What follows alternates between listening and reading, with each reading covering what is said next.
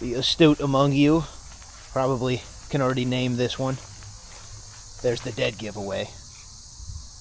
Highly coveted amber taillights. There she is. Cobra.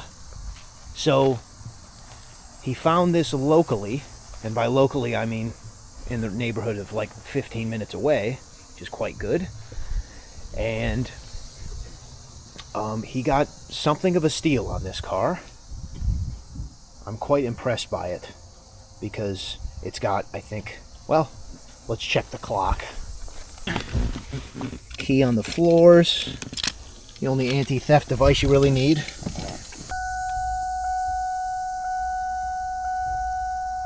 A meager 88,000 miles. I believe these wheels are the originals. But, get a little exhaust clip for you. A little interesting on this is the VIN is a 99, but it has the Cobra lettering on the back. I could be wrong about this. Maybe some of you viewers can let me know, but I believe the 01 got the Cobra emblem rather than just the Mustang, but then the 99 had the Mustang and not the Cobra. So something strange is going on there. I don't exactly know what the case is, but everything else is indicative of 99. So she purrs like a kitten. The most pressing things, and probably what made this such a good deal, is tires are a bit overdue, and by that I mean they're from 2008. AC non-functional. There's some kind of rattles in the front end. Doesn't appear to be anything pressing, but something to be aware of. So anyways, we'll go on a little drive here, hand camera over to my co-pilot, and we'll take it for a spin. Well, before my uncle wakes up, let's steal his new Cobra, take it to the gym.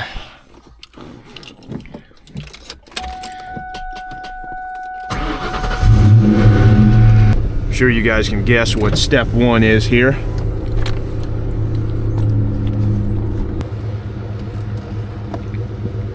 Kind of a funny story, but the first Mustang I owned was actually a triple black 2002 GT. So not quite as cool as this one, but similar. The harshness of the clutch is almost identical. And it's kind of a love-hate because it feels like fitting to the car, but it's a chore to drive sometimes. So that's kind of the trade-off.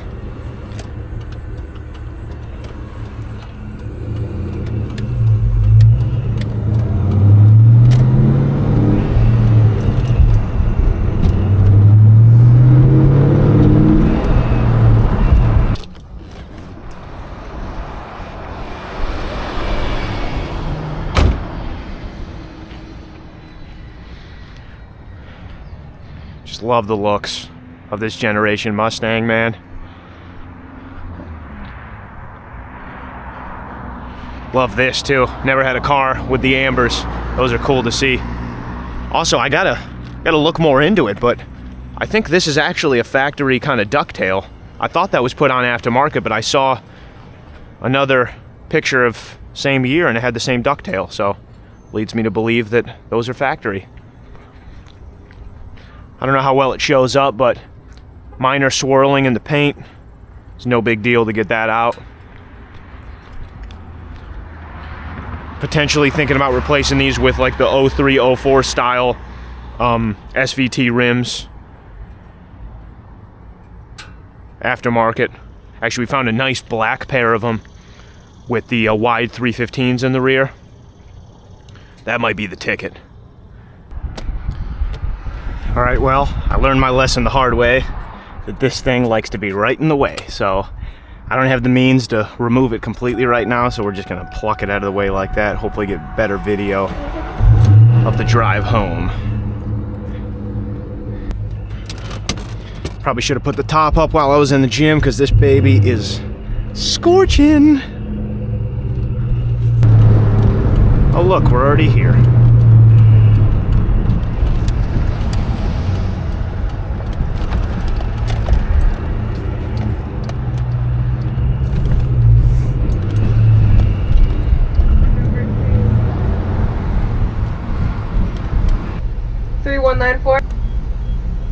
All right. That should do it. Anything else? No, I think that'll be it. First window. Thank you. Will you be using your mobile app today? Oh, it's still me. Oh, I'm sorry. No, you're good. Still the same person? Okay, I'm finally leaving.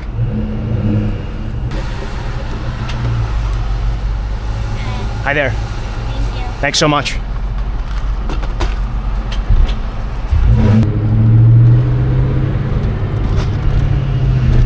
Okay, yeah, I was just about to make a comment about 90s cup holders.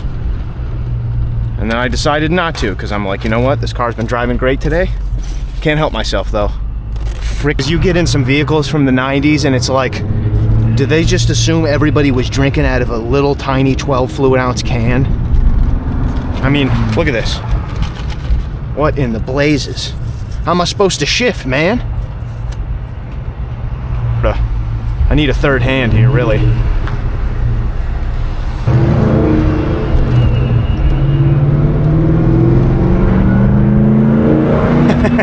As soon as you hear this baby purr, though, all is forgiven.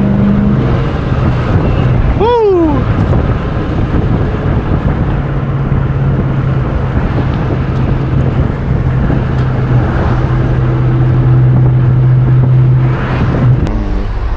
So, oh, you know what? I'm making the same mistake I did. Sorry about that, folks. Get that damn visor out of the way. You know, the front cup holder is a little bit tighter in terms of the circumference, but the trade-off is that you basically can't get the thing into second. So maybe that short shifter is a must. I know the NA Miatas, they have that cup holder setup that gives you the two on the side here, because it's sort of the same issue. Shifter here, cup holders right here. But I would, funny enough, I would trade that center console setup, the stock one, all day in the NA Miata over this. This is a bit rough. So,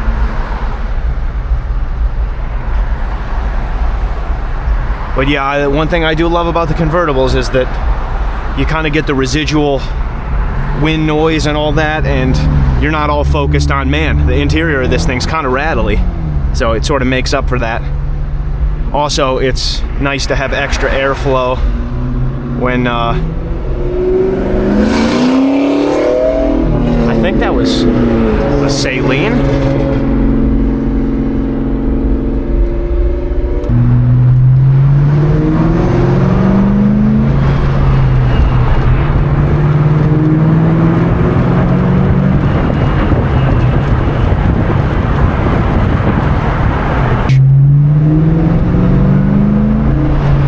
I think that most new Edge Mustang owners would agree that the shifter from the factory is, I mean, you're rowing a boat all right. So really seems like what needs to be done is suspension related, and you know, just kind of sprucing up the cosmetic, which by that I should be more specific, just like probably a paint correction. The tires, like I mentioned, I think in a previous clip. And other than that, just enjoying this thing, you know? This is, we were making jokes, me and my uncle, because he's much more of like the purchase a project, put a ton of work and time and money into it. And I've always kind of been the more, you know, risk averse. Buy something that's pretty well sorted. Maybe you got to change the fluids, maybe you got to change some minor components. So this car is much more my speed, but from his perspective, it's like this is a walk in the park, you know? Because he's just so used to engine swaps and transmission swaps, clutch swaps, which it's good because the guy's much more inclined to get himself a good deal because he's less worried about bigger fixes.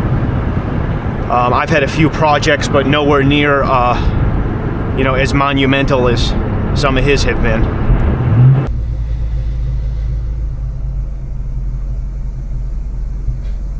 Yeah, so I think I'm looking at this now. I don't know if the camera picks it up, but 2019 looks like the last service date for oil. So I think this is long overdue for an oil change. I'm gonna have to tell him about that. That's actually very, very overdue. The mileage says 95,000 and this thing's sitting at 88, but that stuff has a shelf life. So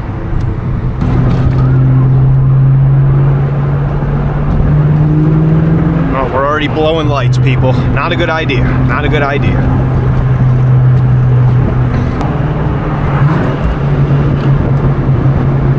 Just realized that a bird had its way with the ducktail on this thing. That is not very kind. I have to clean that off.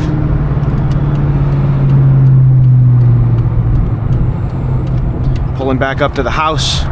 It's hard to miss because it always looks like a used car lot. Oh, and somebody's literally opening the garage as we turn in. What a coincidence.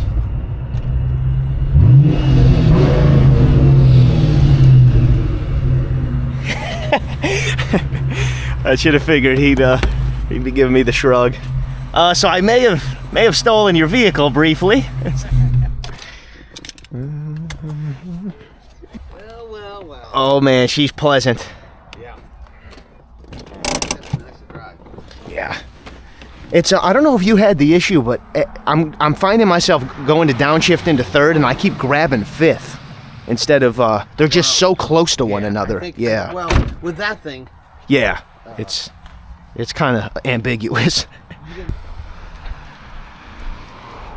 Can't leave this bacon in the sun. Jeez. Somebody had a big dinner.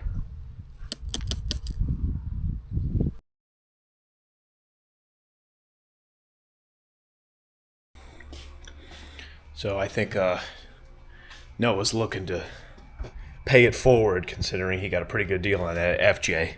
Let's see what he's doing on the Cobra. What's going on? Just polishing the paint. Yeah, you can tell. How's it going? Pretty good. Best example of the paint differences is over here. It's going to be hard to see on camera, I think, but Little 50-50 here. if we can get up close here, I don't know if you can see. Wow. Bad here, and then over here, it's just Yeah, so it's coming out okay. a little bit. What's the arrangement you got going here? Alright, I got a yellow pad with, I don't even know what this polisher, like a torque polisher. Yeah, the Chemical Guy Special. Yep, probably another Chemical Guy Special with the pad, and Yep. then I am finishing up with black pad here with a McGuire's polish. Okay, yeah, putting this stuff to good use. I distinctly remember some of these products sitting in my uncle's garage for probably longer than me and Noah have been alive. Probably 7 or 8 years, to be completely It's honest. good to see them put to use, though. Yes. So we're not exactly sure of the story on this car, but we were told it had a paint job at one point.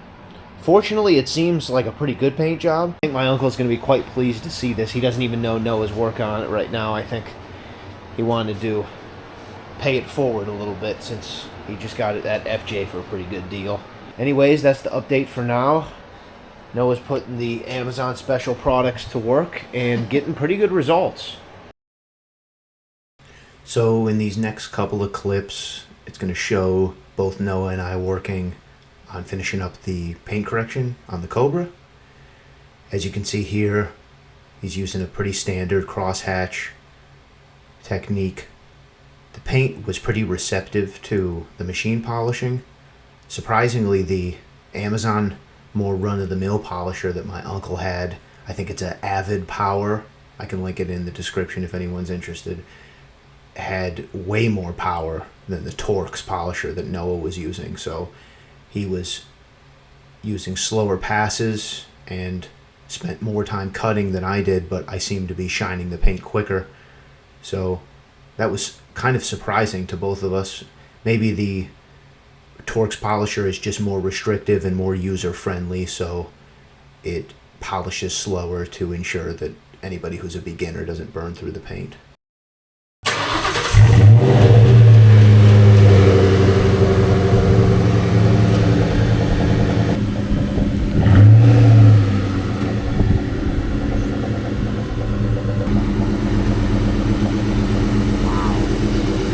That's crazy. Look how good this paint looks. That's black for you. It'll be clean for about 30 more seconds. Yeah.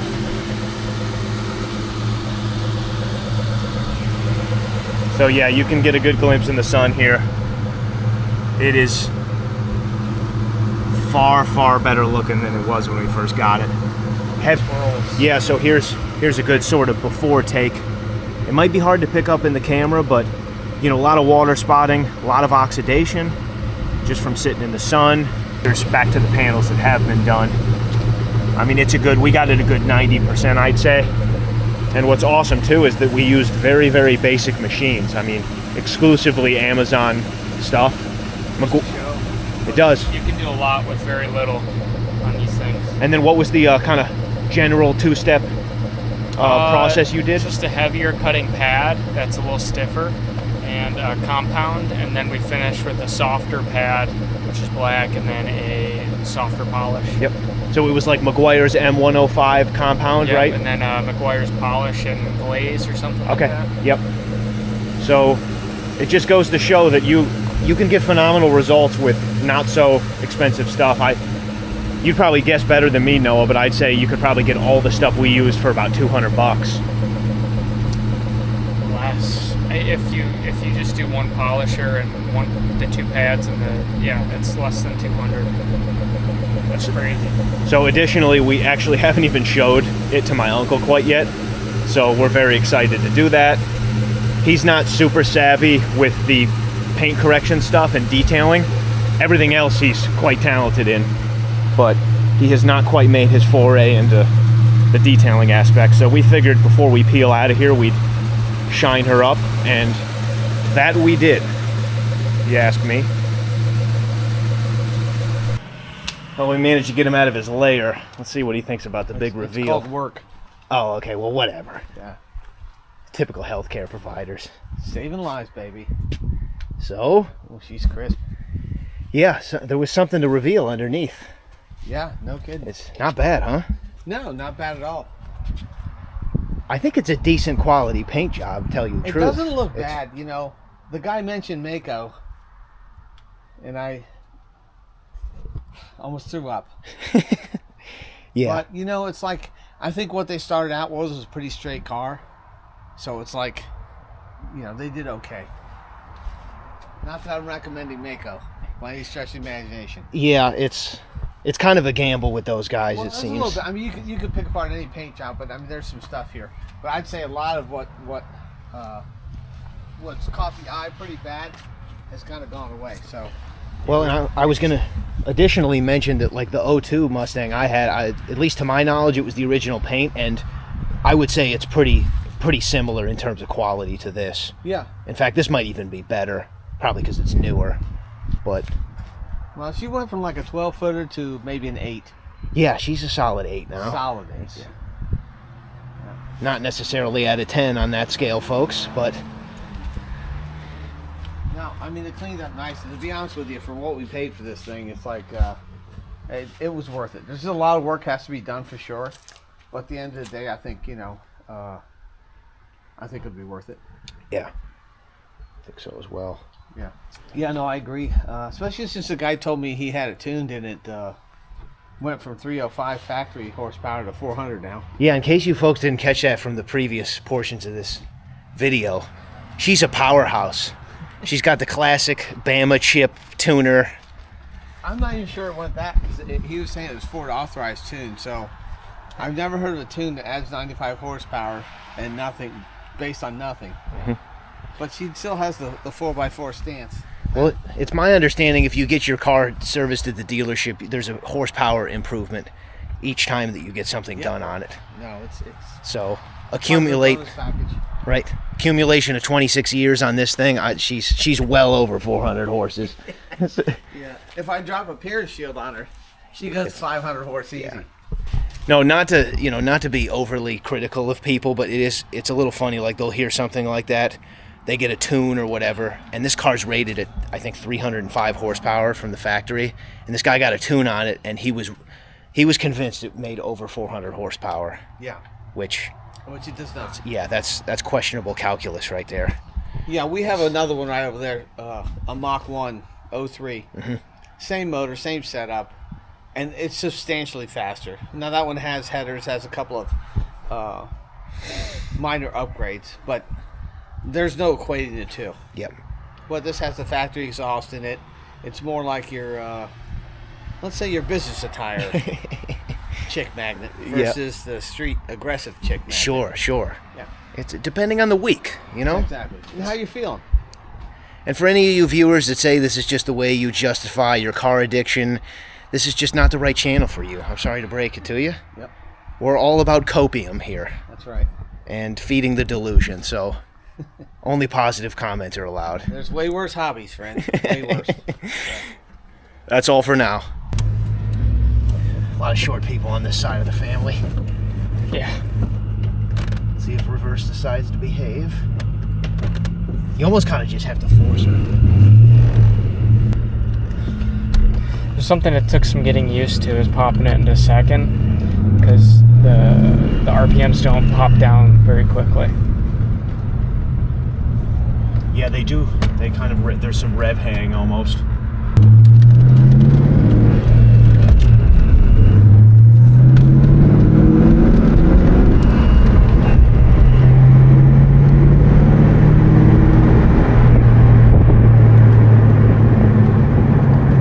Yep, it's definitely faster with all that oxidized paint removed. Yeah. I heard it gives like 20 extra mpgs too. I think, yeah, I feel the mileage already. The gas gauge went up. Or maybe that's because my uncle filled it with gas. Who knows? Who's to say? This thing is rattly. Yeah. There's a very pronounced rattle in the front end. That's in the previous clip I showed the control arms, or at least one of them that's going to go on this thing. It's likely the ball joint or ball joints that are making all that racket. They're pretty well worn. It's kind of like we're in a blow dryer right now, considering it's about 88 degrees. But we are peeling out today, so we wanted to get one last experience of the Cobra.